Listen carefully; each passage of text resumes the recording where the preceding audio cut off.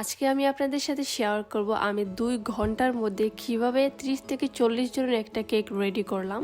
Hello everyone, আসসালামু আলাইকুম, welcome to my new blog. আশা করছি আমার ব্লগটা যে যেখান থেকে দেখতেছেন আপনারা সবাই অনেক ভালো আছেন। সো সেদিন হচ্ছে একটা বড় অর্ডার ছিল। তো ফার্স্টে আমি ভেবেছিলাম যে আমি আগের দিন কেকটা বেক করে রেখে দিব, বাট আমি এটা করিনি। ভাবতেছিলাম যে সকাল সকাল উঠে দেন আমি হচ্ছে বেক করে 12টার মধ্যে অর্ডারটা দিয়ে দিব। আমি নর্মালি সকাল সকাল ঘুম থেকে উঠি, বাট ওই দিনে আমি লেটে উঠেছিলাম। তখন আমার হাতে মাত্র 2 ঘন্টা ছিল, যার মধ্যে আমার কেক বেক করে দেন একদম 12টার মধ্যে দিয়ে দিতে হবে কাস্টমারকে কেকটা। তো তখন আমার মাথা কাজ করতেছিল না যে আমি কি করব, বাট এরকম বসে থাকলে তো টাইম নষ্ট হবে, এটা ভেবে আমি ফার্স্টে কেকটা বেক করলাম। দেন হচ্ছে তাড়াতাড়ি করে ক্রিমটা বানালাম। তো এইটা ছিল একটা বার্থডে কেক। আমাদের একটা আন্টি, অনেক পরিচিত একটা আন্টি আমার কাছে অর্ডার দিয়েছিল। তো উনি আসলে ওনার মেয়ের বার্থডে অনেক আগেই শেষ হয়ে গেছিলো, বাট আমি আমার কাজের চাপের জন্য ওনার এই কেকটা বানিয়ে দিতে পারিনি। তো উনি বলতেছিল যে আমি যখন ফ্রি হই তখনই ওনাকে যাতে একটা কেক বানিয়ে দিই, ওই দিনই উনি পার্টিটা করবে।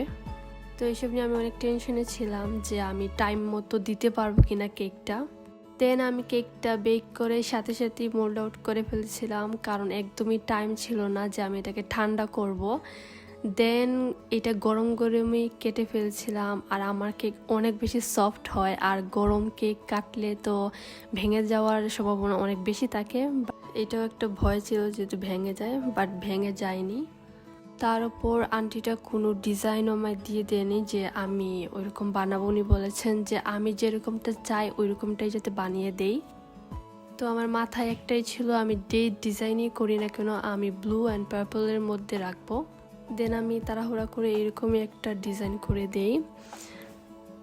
আমি 2 ঘন্টার মধ্যেই শেষ করতে পেরেছি আলহামদুলিল্লাহ।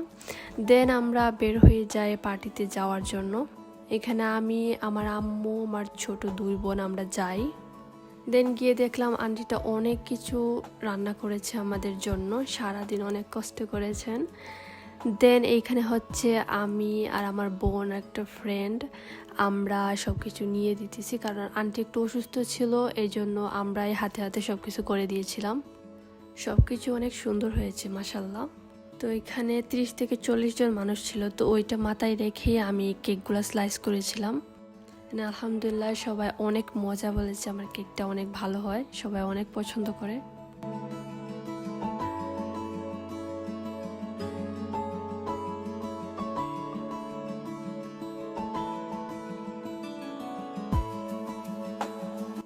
দেন হচ্ছে এখানে সবাই খাওয়া দাওয়া করতেছিল।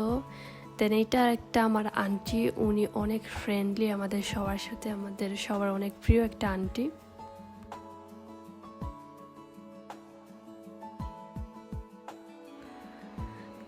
তো এইখানে হচ্ছে আমাদের বার্থডে গার্ল। তো এইখানে হচ্ছে একটা মজার কাহিনী, আমি জানতাম না ওর ড্রেসটা হচ্ছে হোয়াইট আর ব্লু এর মধ্যে। তো ওর কেকের সাথে মিলে গেছে ওর ড্রেসটা। তো এখানে আমরা ছবি টবি তুলে দেন বাসায় চলে গিয়েছিলাম।